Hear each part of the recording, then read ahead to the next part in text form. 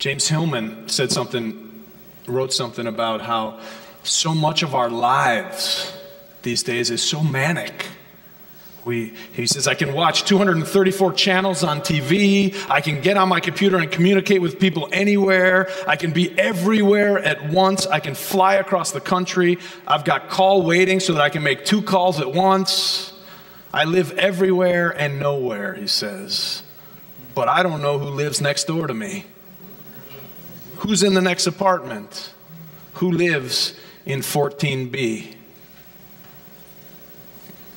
I don't know who they are. But boy, I'm on the phone. Car phone, toilet phone, plane phone, cell phone. My mistress is in Chicago. The other woman I'm with is in D.C. My ex-wife is in Phoenix. My mother's in Hawaii.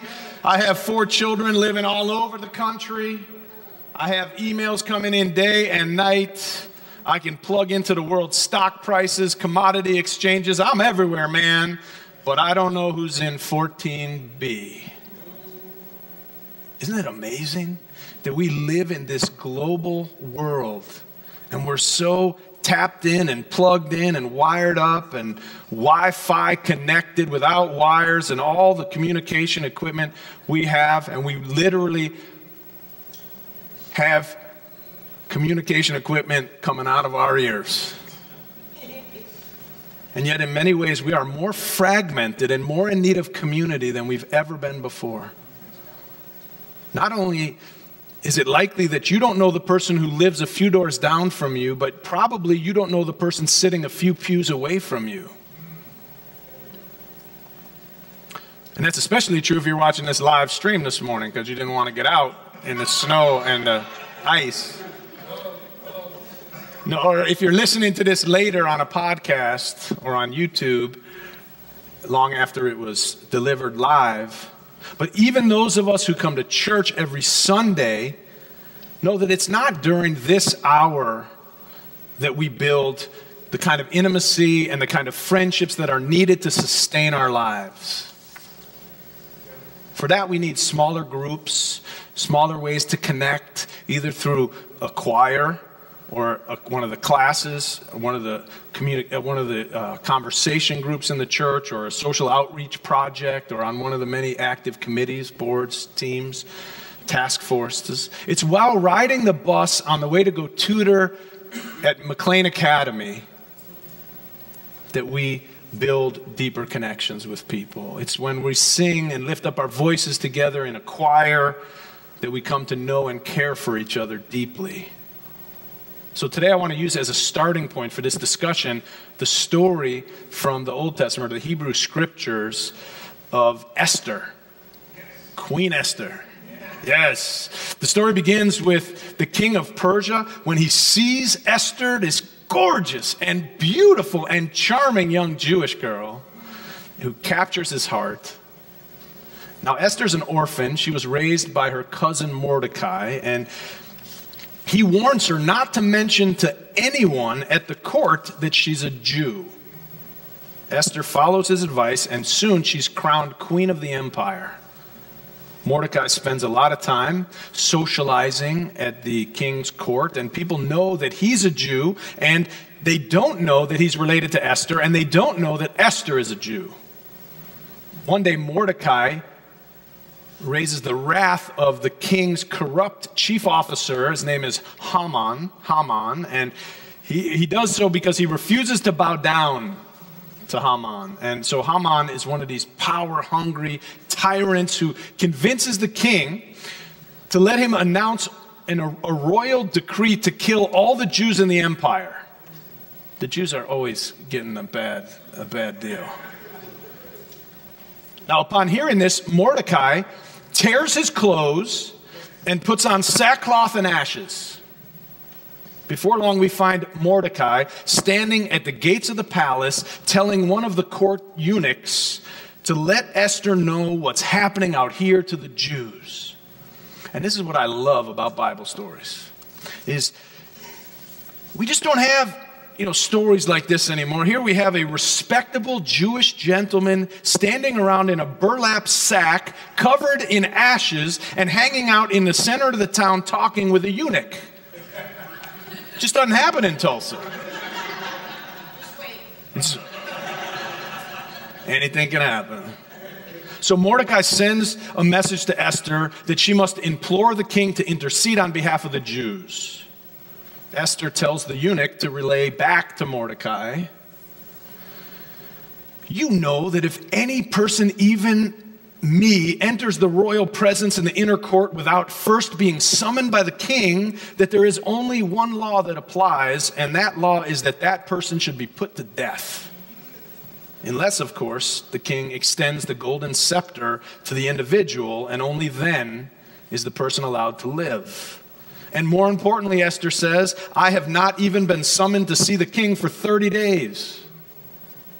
Now, when Mordecai hears what Esther has said, he sends this reply. Do not imagine, Esther, that because you are in the royal palace, that you alone of all the Jews will escape. If you remain silent at such a time as this, relief and deliverance for the Jews will appear from another quarter, but you and your father's family will perish.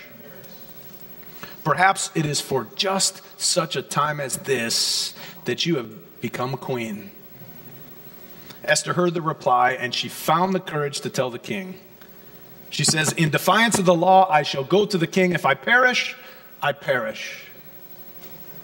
In the end, the Jews were saved because of Esther's courage and because of her willingness to take a risk and to trust and have faith that the king would show her and her people compassion and that he would continue to love her even once he knew who she really is. Now, like all the Bible stories, it's not really about some people a long time ago. It's a story about you and me.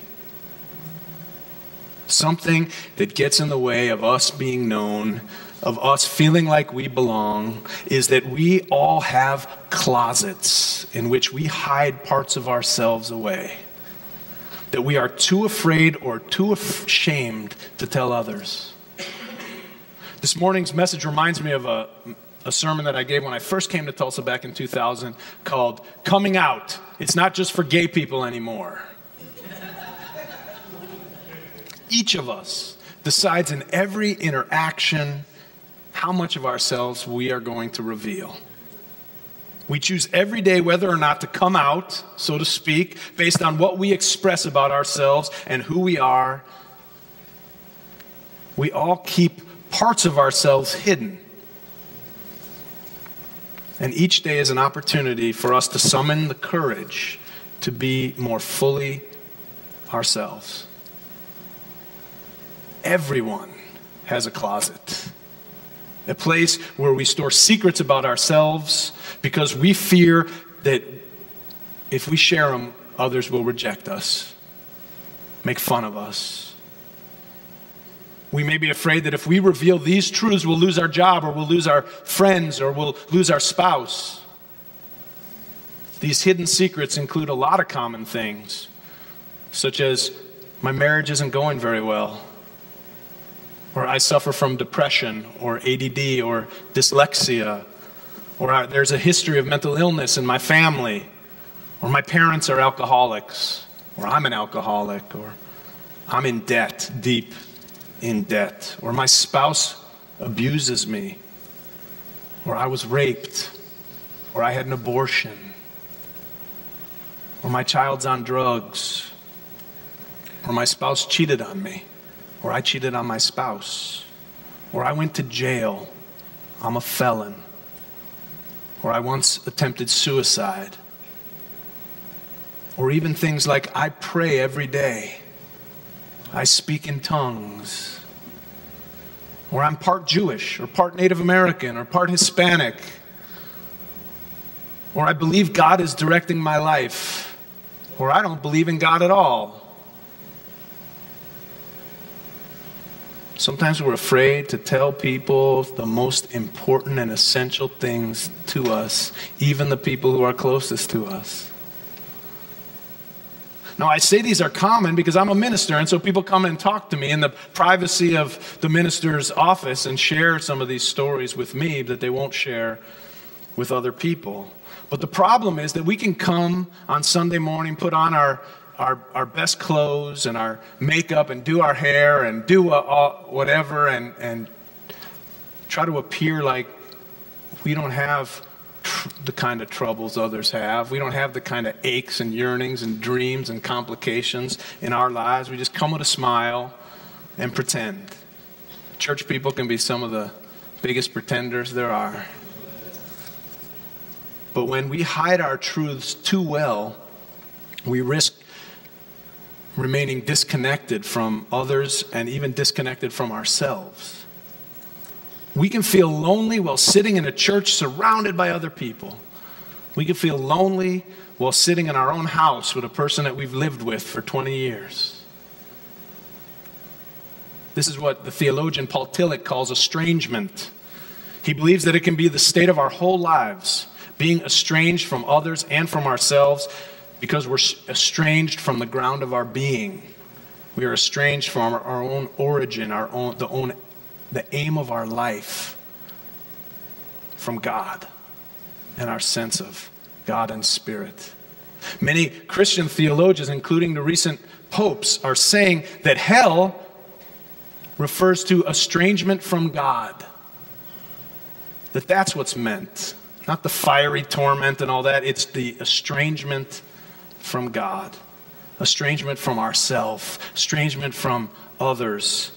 That is a hell that we can live in right here in this world, in this life. And life is short. Being understood and being accepted for the whole of who we are is a kind of grace that we can give to each other. It reminds me of the Cinderella story, not necessarily the Disney version of Cinderella, the one that we often hear and see stories about, but I'm talking about the original grim fairy tale of Cinderella. Do you know the original story? In the original story, before the beautiful Cinderella slips her foot gracefully into the slipper, the two stepsisters try to get their foot in, and they're desperate. They want to leave the house and marry a prince themselves. So one of them cuts off her heel, and the other one cuts off her toes. Can you imagine how painful it is trying to jam your bloody stump into a glass slipper like that?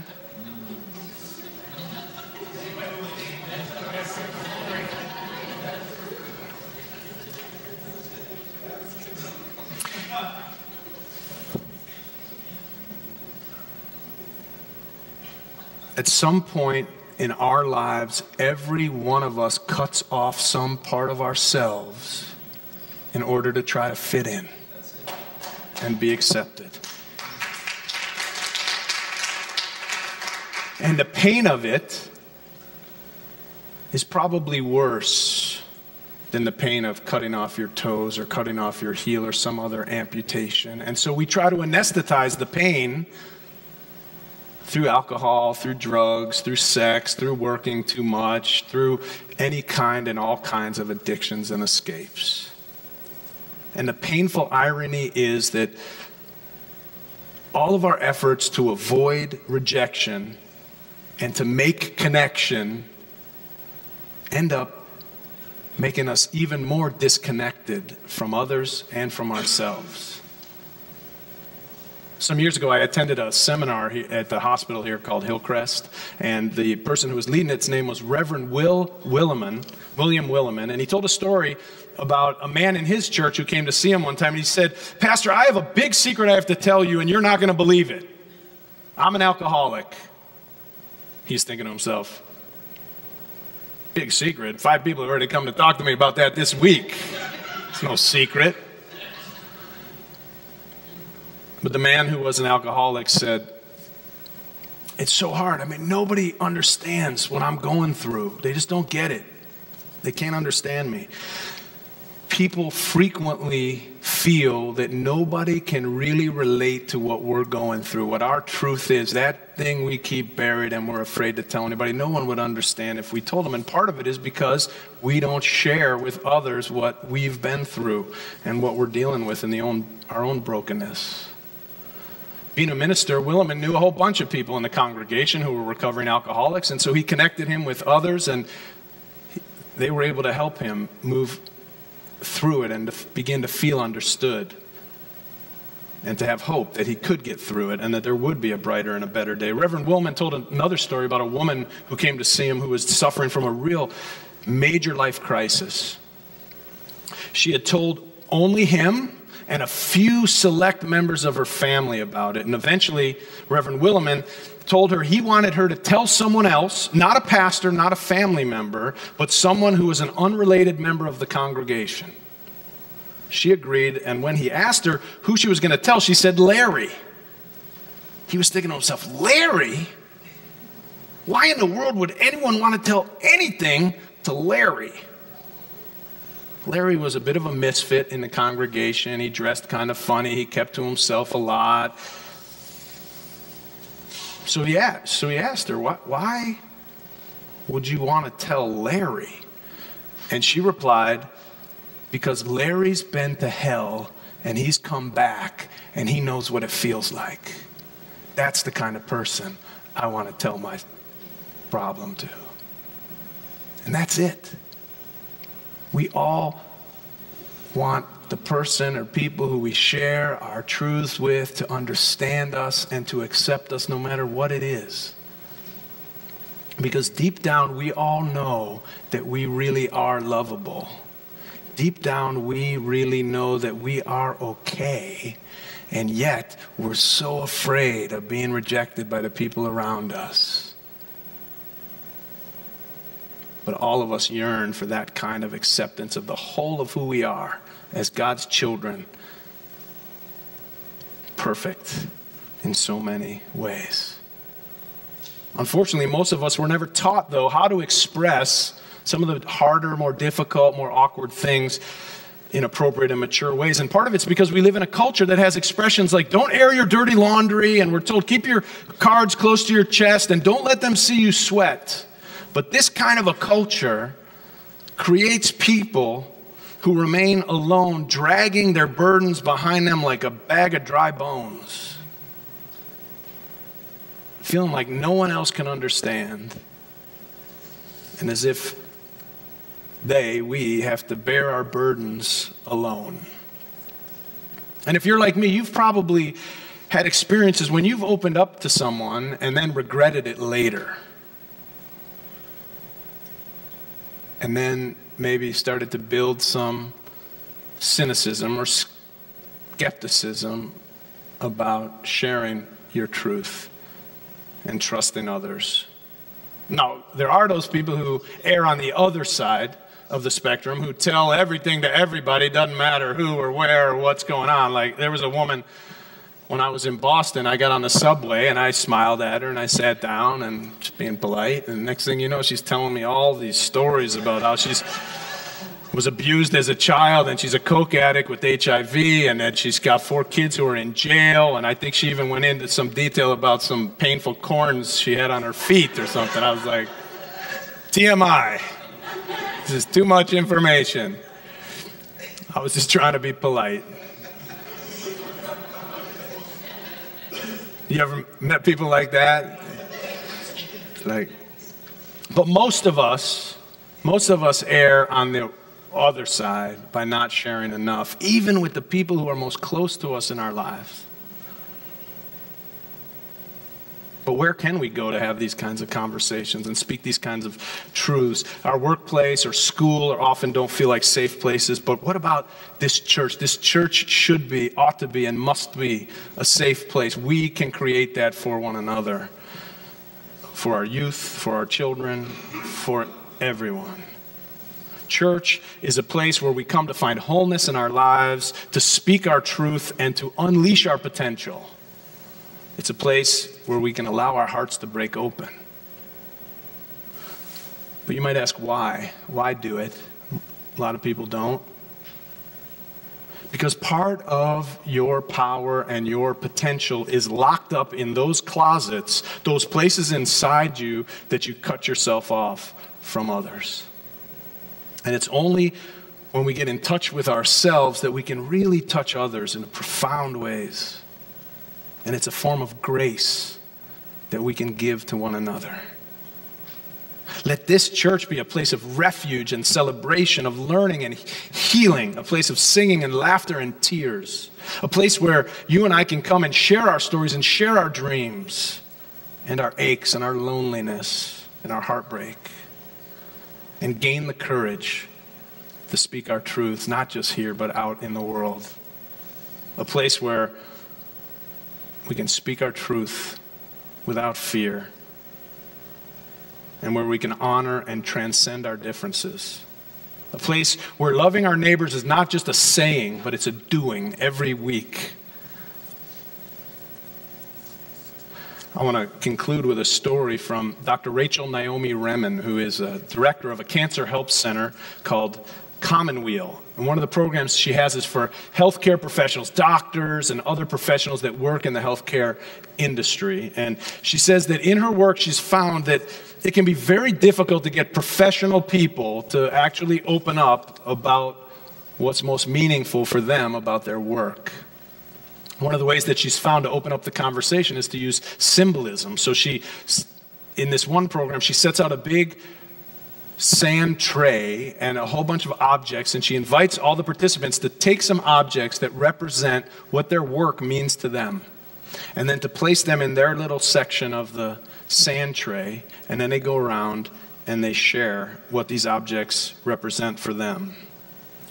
During one of these exercises, Dr. Remen noticed that a woman named Marie had withheld something in her hand.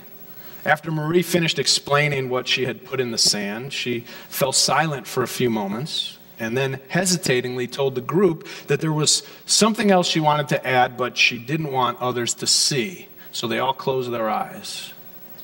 And when they opened them, Marie had put an unlit candle in the center of the tray, her section of the tray. And Dr. Remen explains just showing it to us obviously had deep significance for her. She offered her a box of kitchen matches, and she sat there holding them for a long time, unable to light the candle or even to talk about it. And finally she lit it, saying in a barely audible voice that it represented her real self. Now, one at a time, they all went around and shared. And when the woman sitting next to Marie began to speak, she too had an unlit candle. She explained that it represented her dream of being a professional in this world today who lived and worked with an open heart. She explained that it represented that part of her dream. And then, instead of lighting the candle with the matches, she picked it up, reached across the low wooden boundary between her section of the tray and Marie's, and she lit it from Marie's candle, and then Marie burst out in tears. The woman, a sophisticated psychiatrist, began to apologize, saying that she had no idea why she had not used the matches, and she had not meant to invade Marie's section of the tray. Oh no, Marie told her, it's that there is so much cynicism and so much judgment among us that I never show anyone at my work what really matters to me. Only my patients know. I'm afraid that people will laugh at me or think less of me, and so I hide myself even from my peers, even from my colleagues, even from some of my friends. She went on to say, for me, this work is holy work. It's my calling. And when you lit my candle, when you lit your candle from mine, she said, I saw why it might be important for me to stop hiding. Perhaps if I can find the courage to be who I really am, maybe there are a lot of others who are hiding too. Let's be honest, most of us, probably all of us, are hiding some important and essential parts of who we are from the others around us, even those who love us. To begin to break open means to face some fears of being rejected or misunderstood or thought differently of. And yet, as we are liberated from our own fear, we help liberate other people from theirs. as we let our own light shine, we give other people permission to let theirs shine. I want to encourage you to let your truth and your true light shine. I want you to know that you are lovable, not despite the secrets you keep, but in part because of them. You are lovable not despite your secrets. You're lovable very much in part because of them.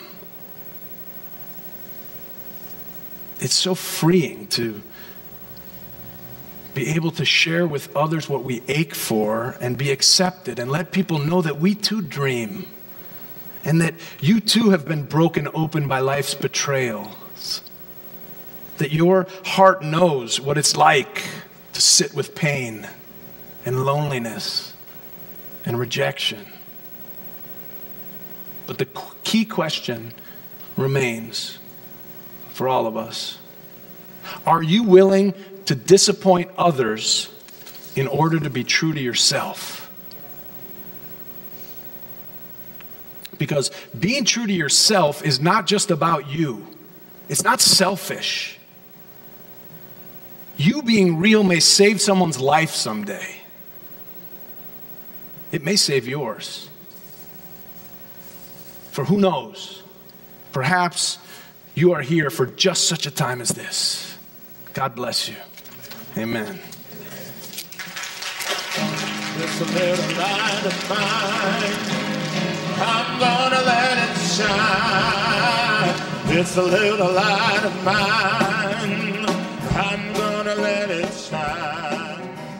Thanks for tuning in online. We are so pleased with all the different people who have been tuning in from all over the country and all over the world to our ministry and what we're doing at All Souls here in Tulsa. If you have a chance to send me an email or connect with me in some way, let me know what you're finding, why you tune in, and what you're getting out of it. I would love to hear from you. I'm always pleased when I get messages from different people who tell me all kinds of things about the impact of All Souls Tulsa's ministry on them and their lives and their families. And if you get a chance to make a gift to support this ministry, to become a partner, we would love to partner with you and have you be a friend of the church and somebody who is actually supporting us to create this congregation and the world that we're trying to create together. You can be a part of it, and every gift of every amount makes a difference. We really appreciate your support.